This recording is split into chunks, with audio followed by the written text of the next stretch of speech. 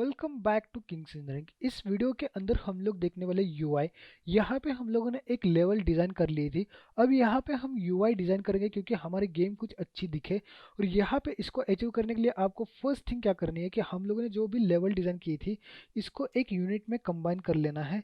यहाँ पे मैं लेवल करके एक एम्प्टी गेम ऑब्जेक्ट क्रिएट करूँगा और जो भी हम लोगों ने डिज़ाइन किया है इन सब को ड्रैग एंड ड्रॉप करके लेवल के अंदर रख दूंगा।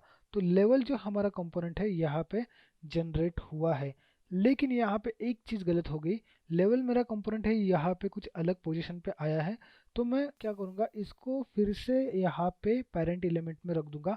लेवल कंपोनेंट को यहाँ पे पहले 0 0 पे सेट करूँगा क्योंकि 0 0 पे सेट करने के बाद यहाँ पे ये मुझे गेम लेवल के पास में कहीं पे मिलेगा। अब यहाँ पे जो बाकी कंपोनेंट है इनको मैं होल्ड करके यहाँ पे मैं लेवल के अंदर डाल दूंगा।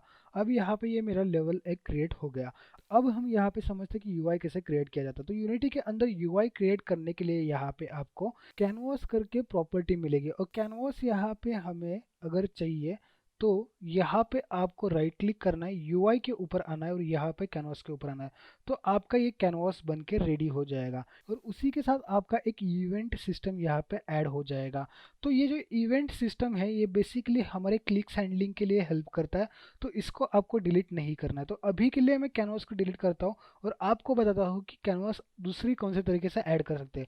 अगर आप यूआई पे आते हो और डायरेक्टली यहाँ पे कोई भी कंपोनेंट यहाँ पे अगर क्लिक करते हो, फॉर एग्जांपल आप इमेज के ऊपर क्लिक करते हो, टेक्स्ट के ऊपर क्लिक करते हो या बटन ड्रॉप डाउन इस किसी भी कंपोनेंट के ऊपर अगर क्लिक करते हो तो आपका कैनवास रेडी हो जाएगा। तो यहाँ पे मैं पैनल के ऊपर क्लिक करता हूँ और आप देख सकते हो कि हमारा यहाँ पे कैनवास रेडी है। अब यहाँ पे कैनवास की कुछ प्रॉपर्टीज है वो हम लोग यहाँ पे देखने वाले डिटेल्स में, और उसके साथ हम लोग जानेंगे कि कैनवास के अंदर जो डिजाइनिंग की जाती है उसको हम लोग कैसे यहाँ पे रिस्पॉन्सिबल बना सकते हैं और उसके लिए क्या प्रॉपर्टीज हमें यहाँ पे कैनवास पे ऊपर अप्लाई करनी पड़ेगी। तो हमारा ये कैनवास है। कैनवास के ऊपर क्लिक करते ही यहाँ पे कैनवास का जो रेक्ट कंपोनेंट होता है वो हमें यहाँ पे चेंज करने की फिजिबिलिटी नहीं है। इसका एक रीज़न है क्योंकि ये कैनवास जो है वो फिक्स है यहाँ पे। तो वो फिक्स क्यों है यहाँ पे हम उसको भी समझ लेते हैं और उसके साथ उसकी जो प्रॉपर्टीज और मिलेगी वो हम यहाँ पे समझते हैं। तो ये हमारा कैनवास है। तो कैनवास में अगर देखा जाए तो बाय डिफॉल्ट यहाँ पे स्क्रीन स्पेस ओवरले सिलेक्टेड आता है, फर्स्ट ऑप्शन है। तो पहले हम इन तीन ऑप्शन में से लास्ट से सीखेंगे जिसकी हेल्प से आपको थोड़ा सा समझ में आएगा। जैसे मैं यहाँ पे वर्ल्ड स्पेस पे क्लिक करता हूँ तो यहाँ पे मुझे कैमरा असाइन करने के लिए बोला जाता है। तो मैं यहाँ पे कैमरा भी इसको असाइन कर देता हूँ। कैमरा असाइन करने के बाद यहाँ पे बाकी जो सेटिंग्स है वो एज इट इज आपको रखनी है। अब आप देख सकते हो कि ये कैमरा है, इसका रेक्ट जो कंपोनेंट है वो अब हमें यहाँ पे चेंज करने की फिजिबिलिटी मिलती है। तो इसका मीनिंग क्या हुआ, ये जो कैनवास है ये कैनवास एक्चुअली हमारे 3D स्पेस में यहाँ पे आया है, इसलिए यहाँ पे इसको वर्ल्ड स्पेस नाम दिया है।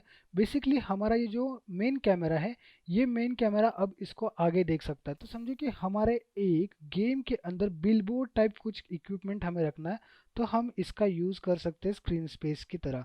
तो समझो कि अब मैं इसको थोड़ा सा मूव करके यहाँ पे लेके आता हूँ। अब यहाँ पे आप देख सकते हो तो ये कैनवास हमें यहाँ से दिखाई दे रहा है। इसको थोड़ा सा और अंदर लेता हूँ और स्केलिंग भी थोड़ा सा डाउन कर देता हूँ इसकी। तो यहाँ पे आप देख सकते हो कि ये कैनवास जो है वो हमारे गेम के अंदर सामने दिखाई दे रहा है। हमारा जो मेन कैमरा है, अगर सीन में आता हूँ, ये कैमरा यहाँ से देख रहा है हमारा और कैमरा के सामने ही व्यू फील्ड के अंदर यहाँ पे कैनवास वो दिखाई रहा है। इसलिए ये कैमरा जो कैमरा की सेटिंग है इसको वर्ल्ड स्पेस कैमरा बोला जाता है।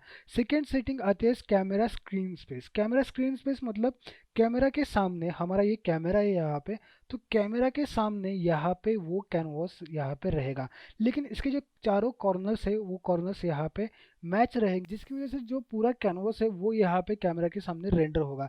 लेकिन यहाँ पे देखने वाली ये एक चीज़ है कि जो बीच में कंपोनेंट्स आएंगे, जैसे यहाँ से कैमरा देख रहा है और बीच में यहाँ पे कुछ हद तक यहाँ पे हमारा लेवल दिख रहा है, कार दिख रही है, वो कंपोनेंट्स यहाँ पे दिखेंगे। अगर आप सीन में देख लेते हैं तो यहाँ पे आप देख सकते हो कि ये हमारा कैनवास है एक्चुअली और यहाँ पे कार और ये कंपोनेंट्स हमें दिख रहे हैं। आप यहाँ पे क्या कर सकते हो कि आप ये कैमरा की जो पोजिशंस है, जैसे कि ये कैमरा है, इस कैमरा की जो पोजीशन है कैनवास के पास वो आप यहाँ पे चेंज कर सकते हो। यहाँ पे आप देख सकते हो कि यहाँ पे आपको रेक्ट एडिट करने की कोई भी फिजिबिलिटी नहीं है क्योंकि इसके चारों कॉर्नर्स बाय डिफ़ॉल्ट मैच रहेंगे।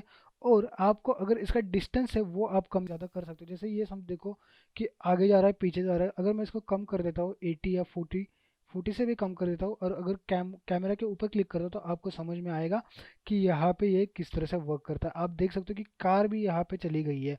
अगर इस कैनवास के अंदर के इस पैनल कंपोनेंट का मैं कलर चेंज करके डार्क कर देता हूँ पूरी तरह से, तो आप देख सकते हो कि कैमरा हमारा यहाँ पे कुछ भी रेंडर नहीं कर पाएगा, क्योंकि यहाँ पे हमारा कैनवास पूरी तरह से डार्क हुआ है। तो ये दो कैनवास के टाइप थे। और तीसरा जो हम नॉर्मली गेम डिजाइन के लिए यूज करते हैं वो है screen space overlay. Screen space overlay करते ही यहाँ पे एक कैनवास की फिक्स पोजीशन आ गई। यहाँ पे भी हमें रेक्ट डिजाइन करने के लिए नहीं मिलेगा, क्योंकि ये जो कैनवास है ये कैनवास हमेशा कैमरा के सामने ही रेंडर होगा और पूरी तरह से रेंडर होगा। चारों कॉर्नर्स मैच रहेंगे और रेंडर होगा। भले हमारा कैमरा कुछ भी क्यों ना रेंडर कर पाए, लेकिन ये कैनवास जो है वो हमारे स्क्रीन पे दिखाई ही देगा।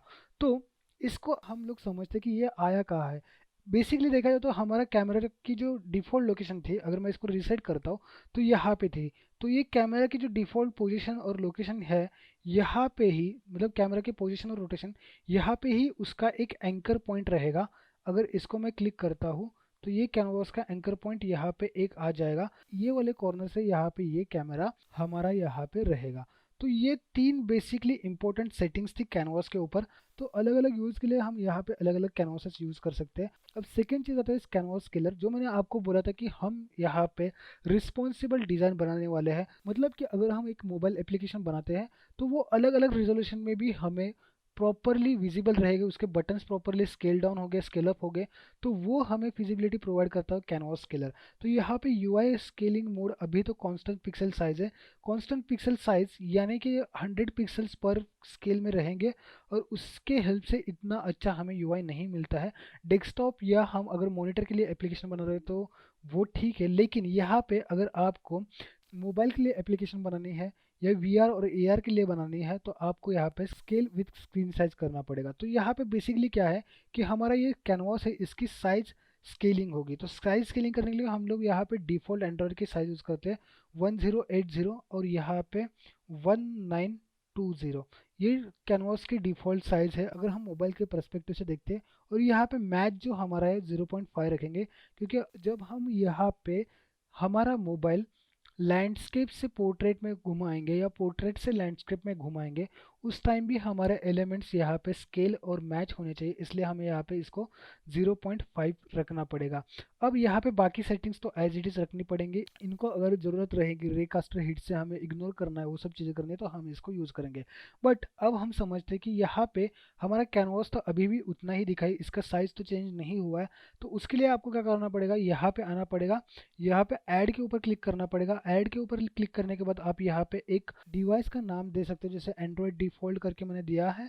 तो एंड्रॉयड डिवाइस और उसके साथ ही आपका एक्स और वाई में जो लेंथ रहेगी वो यहाँ पे डिफाइन करनी पड़ेगी। जैसे यहाँ पे 1080 आएगा और 1920 आएगा। देन आपको उसको सिलेक्ट करना है। अब यहाँ पे सिलेक्ट करते हुए आप देख सकते हो कि ये जो कैनवास था वो कैनवास यहाँ पे स्केल हुआ है। अब एक कैनवास स्केल होने के बाद अगर आप सीन में आते हो तो सीन में भी आप देख सकते हो कि ये जो कैनवास है वो उतने साइज का यहाँ पे स्केल हुआ है। अब यहाँ पे आप इसके अंदर कोई भी कंपोनेंट डाल के वहाँ पे उसको प्लेस कर सकते हो और इससे आपको एक रिस्पॉन्सिबल यूआई भी मिल जाएगा। लेकिन यहाँ पे कुछ एंकर्स वगैरह रहते हैं, वो हम लोग स्टेप वाइज सीखते जाएंगे। तो आई होप कैनवास की जो भी इंपॉर्टेंट प्रॉपर्टीज़ थी वो आपको समझ में आई है। और यहाँ पे इस वीडियो को हम लोग करते हैं यहाँ पे ख़त्म और मिलते हैं अगले वीडियो में।